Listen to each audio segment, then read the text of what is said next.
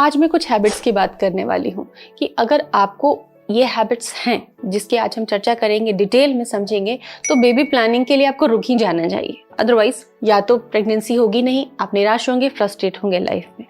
Pregnancy हो भी जाती है तो अच्छी संतान होना मुश्किल है, क्योंकि ये चीज़ें आपके एग और स्पर्म को तो कमज़ोर कर देते हैं पूरी तरह से। स्वागत करती हूँ आप सभी का यूट्यूब सहेली चैनल में। चैनल को सब्सक्राइब करना और वीडियो को लाइक करना भी थोड़ा ज़रूरी है, जिससे कि वीडियो दूसरों तक भी पहुंच सके। 3 इंपॉर्टेंट हैबिट्स। सबसे पहले है खान पान की आदत। आप खाते क्या हैं, सुबह उठने से लेकर रात को सोने तक आपने क्या क्या खाया। एक बार अपने पिछले 24 घंटे के खान पान पे नज़र डालकर देखें, उसमें कितना आपने फल सब्जी खाया, कितने आपने नट्स खाए, हेल्दी फैट खाया, कितना आपने जंक फूड खाया।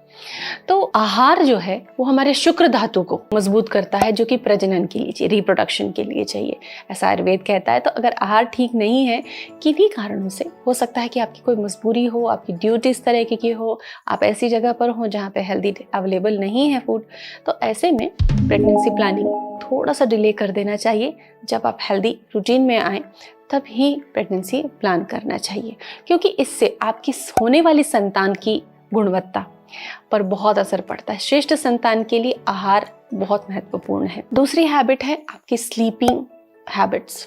नाइट राइडर हैं तो रूटीन को ठीक कीजिए, क्योंकि अगर आप रात को जगते हैं, चाहे ऑफिस काम के लिए, चाहे पढ़ाई के लिए, चाहे फिर रूटीन ही ऐसा है कि रात को जगना पड़ता है, काम खत्म नहीं होता, ऐसे में आपके हार्मोन्स पे असर पड़ेगा। और मोस्ट ऑफ पीपल जो रात को ज़्यादा देर तक जगते हैं, सुबह देर से उठते हैं, उनके हार्मोन धीरे धीरे इम्बैलेंस हो जाते हैं। और हल्के फुल्की प्रॉब्लम होती है तो शरीर उसको चलाता है, लेकिन प्रॉब्लम जब बहुत बड़ी हो जाती है तब आपको पता चलता है, आपको सिम्टम्स आते हैं, फिर आप उसको करेक्ट करने के लिए ढेर सारी दवाएं खाते हैं। लेकिन आप सही बात जड़ पर नहीं आते हैं, जो कि आज मैं बता रही हूँ। इसलिए इन चीज़ों को फॉलो कर ले तो बीमारियाँ और परेशानियां और दवाएं सबसे बच जाएंगी। तीसरी आदत है एक्सरसाइज की कमी। महिलाएं हों या पुरुष हों, मेल फीमेल नहीं, एक स्वस्थ शरीर के लिए आपको एक्सरसाइज करना है, जिससे कि स्पर्म और एग की क्वालिटी बढ़ सके, ऑक्सीडेटिव स्ट्रेस कम हो।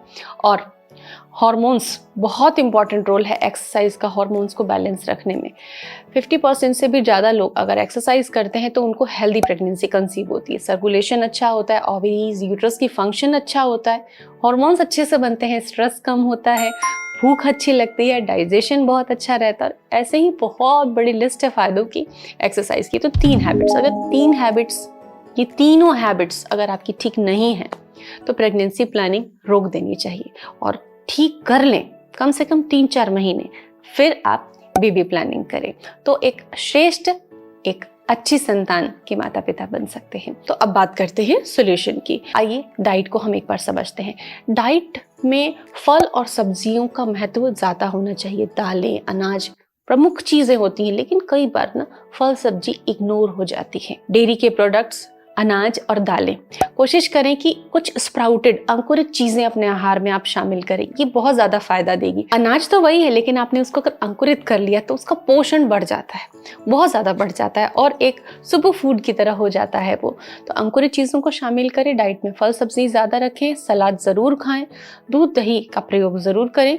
सपोज आपको दूध और पनीर खाने से प्रॉब्लम होती है, गैस बनती है, पेट फूल जाता है, तो आप फर्मेंटेड फॉर्म में खाइए, आप दही और छाछ ले सकते हैं, लेकिन आहार अच्छा करें। स्लीप साइकिल को ठीक करना, 10 बजे तक सोना और कम से कम 5 बजे तक उठ जाना, ये आपके हार्मोन्स के लिए, आपके शरीर के लिए और दवा मुक्त रहने के लिए बहुत ज़्यादा ज़रूरी है। अदरवाइज आपको headache, migraine, acid reflux, poor digestion, hormonal imbalance की प्रॉब्लम धीरे धीरे जकड़ने लग जाएगी। तो आप इन सबसे बच सकते हैं। थोड़ा रूटीन को ठीक करें, एक हफ्ते इंट्रोस्पेक्ट करें कि आप क्या कर रहे हैं और उसमें क्या चेंजेस किए जा सकते हैं। अब बात आती है एक्सरसाइज की। कौन सा योगा करें, कौन सा एक्सरसाइज करें। ढेर सारे वीडियो हैं जिसमें योगा पोजेस की बात की है, स्पेशल योगा आसन्स की भी बात की है, एक्सरसाइज की भी बात की है, सन बाथ की भी बात की है। तो एक्सरसाइज इसलिए ज़रूरी है कि आपकी बच्चेदानी, आपकी ओवरीज अच्छे से काम करें, पुरुषों में स्पर्म अच्छी क्वालिटी के बने, वो डिके जल्दी ना हो, ज़्यादा देर तक वो उपयोग के लायक बने रह सकें और एक हेल्दी प्रेगनेंसी, एक अच्छी क्वालिटी के एग से ही एक हेल्दी प्रेगनेंसी हो पाती है। तो आप फर्टिलिटी मसाज करें, विपरीत करणी आसन करें जिसको कि लेग अप तिपॉल पोजीशन कहते हैं, और बड़ा पॉपुलर है वो फर्टिलिटी के लिए क्योंकि वरदान है वो फर्टिलिटी के लिए। वो यूट्रस और ओवरीज को बहुत अच्छे से टोन और नरिश करता है। साथ ही फर्टिलिटी मसाज जरूर करें, इससे यूट्रस की मांसपेशियां मजबूत होती हैं और ओवरी से हार्मोन बनना नियमित हो जाता है।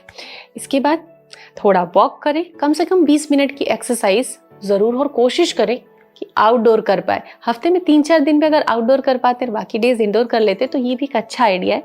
महिलाएं बहुत व्यस्त रहती हैं तो आप इन चीज़ों में फ्लेक्सिबिलिटी रख सकते हैं। एक्सरसाइज करने से हमारा स्ट्रेस लेवल एकदम कम रहता है, एंडोर्फिन्स बनते हैं, स्ट्रेस नहीं होगा तो ब्रेन फंक्शनिंग अच्छी होगी। सारे हार्मोन का गाइडलाइन यहीं से जाता है, ब्रेन से जाता है कि कौन सा हार्मोन सिक्रेट करना है। तो अगर ब्रेन ठीक नहीं रहेगा, आप स्ट्रेस में रहेंगे तो सारे हार्मोन का सिस्टम गड़बड़ हो जाएगा। तो ये 3 आदतें ठीक कर लें बेबी प्लानिंग से पहले, फिर बेबी प्लानिंग करें। हमारी शुभकामनाएं हैं कि आप एक अच्छी संतान के माता पिता बने। थैंक्स।